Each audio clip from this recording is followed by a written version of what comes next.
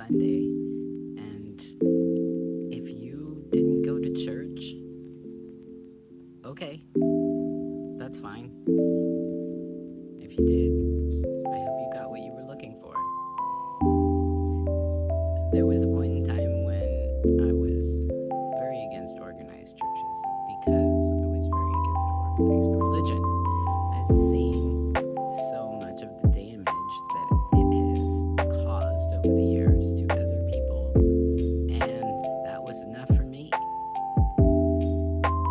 And I found myself needing community, and I found it in church.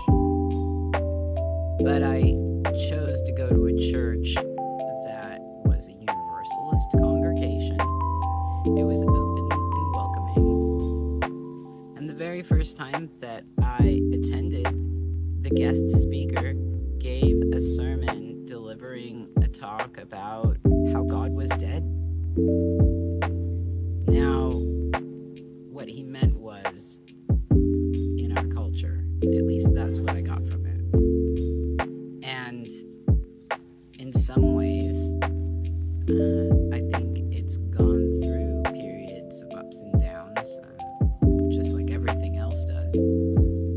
I can understand why people reject it, though, because it has been used, organized religion has been used to commit terrible atrocities over and over and over again over history.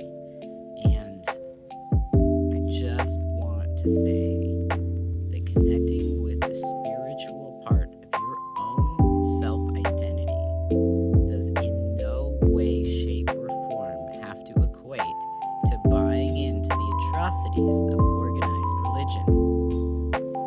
In fact, you can openly acknowledge the terrible things that have happened and heal from that as a human being with the way that you conduct yourself moving forward in your own life. There's a transition from thinking you know what you're doing as a young person and learning that you don't know what you're doing, and then realizing that you don't really know yourself, and then taking on the path of finding yourself and getting to know yourself. And as we age, we get to know ourselves better. And as we age, we grow into a more authentic version of ourselves. This is true for just about every human being.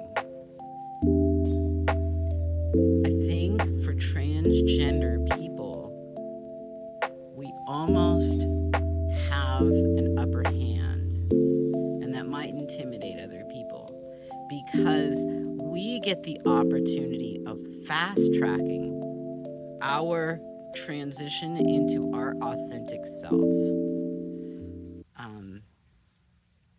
finding our true selves, and then spending the rest of our life being that person, fighting for that personhood, as the case may be in many situations. Albeit, we get that. We get that personhood because we find it ourselves and with the help of others. And that's a wonderful, wonderful blessing. And I am so appreciative of the fact that I have had the opportunity to experience life through the lens of a transgender person.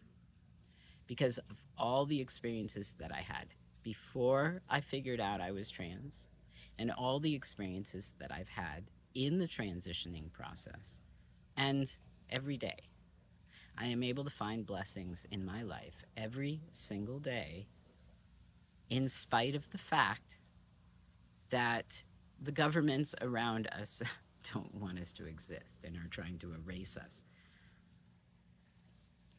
It's painful. It's a strange dichotomy to be part of. But it occurred to me when I was thinking about this recently that it is in fact a blessing. And I could see how someone else who hasn't had the opportunity to fast track finding their authentic self thinking that maybe they're doing the right thing. They're trying to do what they were programmed to do, what they think makes them a good person. And because they're really not being their authentic self, they don't get things the same way. I understand things a lot more deeply now that I understand myself a lot more deeply. Prior to transitioning, I really got things differently. And I couldn't put a finger on how, in just a few words, um, but that's just a thought I want y'all to sit with for a little while and chew on. If you're struggling as a transgender person in the world that it is right now, and you're trying to find a way to have compassion for your enemies so that you can move forward without giving them your power, which is a thing, it's a very hard thing to do. Um, just maybe sit with that for a minute. You have an upper hand by knowing yourself. Just little self empowerment for Sunday.